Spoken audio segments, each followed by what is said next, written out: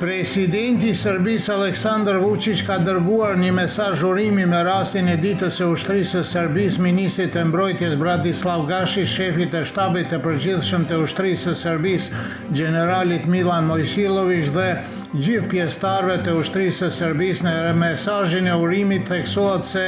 ushtria e Serbisë përfaqëson një nga shtyllat kryesore të sigurisë dhe stabilitetit të vendit dhe si një mbështetje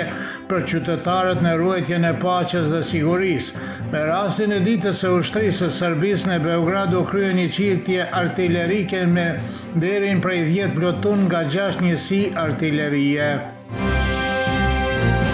Drejtori i Zyrës për Kosovë dhe Metohi Petar Petković i uroi studentët e vitit të parë, studentët dhe profesorët e Universitetit të Prishtinës me selinë e përkohshme në Mitrovic me rastin e ditës së studentëve, duke thënë se shteti i Serbisë do të vazhdojë të ndihmojë universitetin dhe studentët, por edhe të luftojë për funksionimin e tij të qetë. Kryetari i listës serbe Zlatan Elek dhe kryetari i komunës së Mitrovicës Severiut Milan Radojević i uruan studentët për kredit me mesazhin se midis tyre janë udhëheqës të ardhshëm që do të udhëheqin institucione, qytete dhe komuna dhe se ata janë rojet e pishtarit të lirisë. Nikola Perišić nga Qendra për Kërkime Sociale vlerësoi se prishja e djeshme e garazheve në Mitrovicën e Veriut me ndihmën e policisë së Kosovës përfaqëson vazhdimin e presionit mbi komunitetin serb dhe pjesë, siç pretendon ai, e një politike më të gjerë të Prishtinës që synon dobësimin e jurisdiksionit të komunave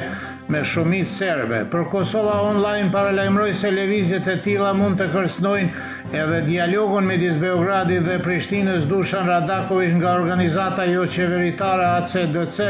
vlerësoi se përmes një sër lëvizjeve në terren duke përfshirë ngjarjet e fundit në Mitrovicën e Veriut mund të shihet trendi i centralizimit të vendimarrjes dhe neglizhencës së kompetencave të qeverisjes lokale me siç pretendon ai, një ripërcaktim gjithnjë më të theksuar të konceptit të një qyteti unik të Mitrovicës.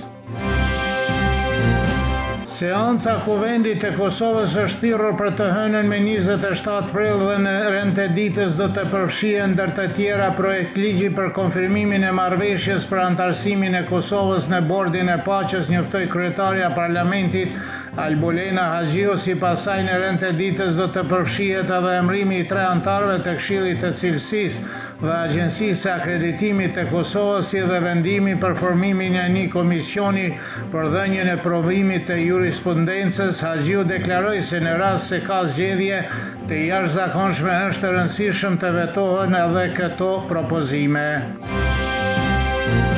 Kryetaria e Parlamentit të Kosovës Albolena Haxhiu deklaroi se është gabim të konkludohet se një javë më parë para skadimit të afatit kushtetues për zgjedhjen e presidentit çështja është mbyllur, duke shtuar se gabohet dhe kushdo që mendon se zgjedhjet e reja do të ndryshojnë diçka krahasuar me rezultatin e dhjetorit të vitit të kaluar.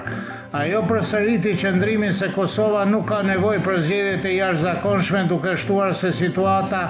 është e ngjashme me atë të vitit të kaluar, sepse pavarësisht faktit që pati takimi, nuk pati vullnet as minimal për të thyer bllokimin.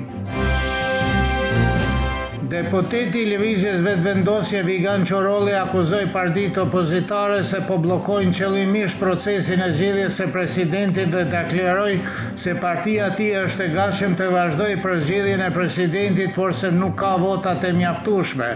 Nënkryetari i LDK-s Lutfi Haziri deklaroi se partia e tij mori pjesë në të gjitha takimet me seriozitet dhe gatishmëri për të ndihmuar në zhbllokimin, por se për këtë rast nuk kishte hapësirë reale për një marrëveshje për çështjen e presidentit. 27 vjet më parë, natën midis 22 dhe 23 prillit, NATO bombardoi ndërtesën e radio-televizionit të Serbisë dhe vrau 16 punonjës në orën 2:06 të monumenti pse në parkun e Tashmajdanit u mbajt një shërbim përkujtimor për punëtorët martir të radio-televizionit të Serbisë. Vllai i Sinisha Mediqit të vrar foli në emër të familjarëve të viktimave dhe tha se vdekja e 6.000 personave në vendin e tyre të punës ishte një krim i tmerrshëm nga NATO-ja. Ai theksoi se Radio Televizioni i Serbisë atëherë transmetonte vetë raportime për krimet e kryera nga terroristët shqiptarë në Kosovë dhe kriminalet e NATO-s në të gjithë vendin. Në shumicën e pjesëve të vendit nesër do të jetë mot i ndryshueshëm ose kryesisht me vranësira dhe me ngrohtë pak më shumë diell në veri dhe perëndim të vendit dhe kthjellimet e plota deri në fund të ditës. Do të fryerë lehtë veri perëndimore, temperatura mëngjesi do të jetë 6 kurse ajo më e larta ditore deri në 19 gradë Celsius.